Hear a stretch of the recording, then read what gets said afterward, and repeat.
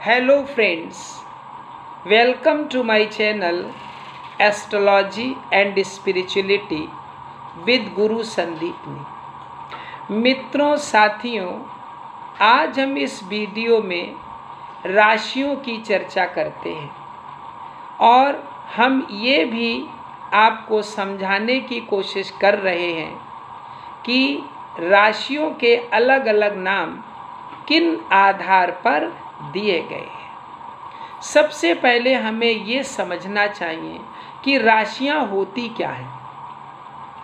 राशियां तारों का समूह होती हैं और ये फिक्स होती हैं, अर्थात स्थिर होती हैं। राशियां राशि चक्र के उन 12 बराबर भागों को कहा जाता है जिन पर हमारा पूरा ज्योतिष आधारित है। इसे मैं आपको एक उदाहरण के द्वारा समझाता हूँ। जैसे अगर हम देखें तो जो हमारा आकाश है, इसे ज्योतिष की भाषा में भचक्र कहा जाता है। ये आकाश हमारा गोल है और इसकी डिग्री 360 है, अर्थात 360 डिग्री है। राशियां हमारी 12 होती हैं। अगर हम इस 360 डिग्री के आकाश को 12 बराबर भागों में बांटें तो एक भाग में 30 डिग्री आता है और एक भाग को ही हम एक राशि कहते हैं। तो इस प्रकार हम कह सकते हैं कि एक राशि 30 डिग्री की होती है। इन्हीं राशियों में जो हमारे ग्रह होते हैं वो भ्रमण करते हैं। अब हम बात करते हैं राशियों के नाम की। तो राशियों के नाम उन राशियों में उपस्थित जो तारे होते हैं उनकी जैसी जैसी आकृति बनती जाती है, उन्हीं आकृतियों के आधार पर उन राशियों के नाम दिए गए हैं। उदाहरण के लिए हम पहली राशि ले लें जिसे हम मेष राशि कहते हैं। मेष को हम मेड़ा बोलते हैं।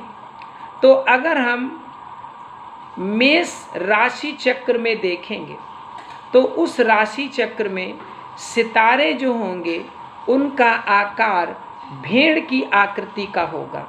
तो इसीलिए उस राशि चक्र को हमने मेष राशि का नाम दिया।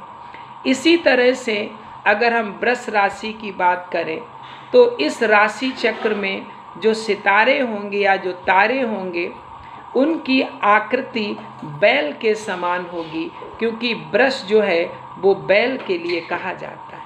इसी तरह से जो हमारी अन्य राशियां हैं, जैसे मिथुन राशि है, मिथुन स्त्री और पुरुष के जोड़े को कहते हैं।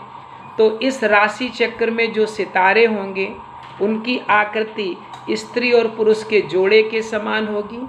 तो इसी तरह से अलग अलग राशियों के नाम उन राशि चक्र में जो सितारे होते हैं उनकी आकृति के आधार पर दिए गए हैं। तो हम उम्मीद करते हैं कि आप लोग अच्छे ढंग से समझ गए होंगे कि राशियां क्या हैं और राशियों के जो अलग अलग नाम हैं वो किस आधार पर दिए गए हैं।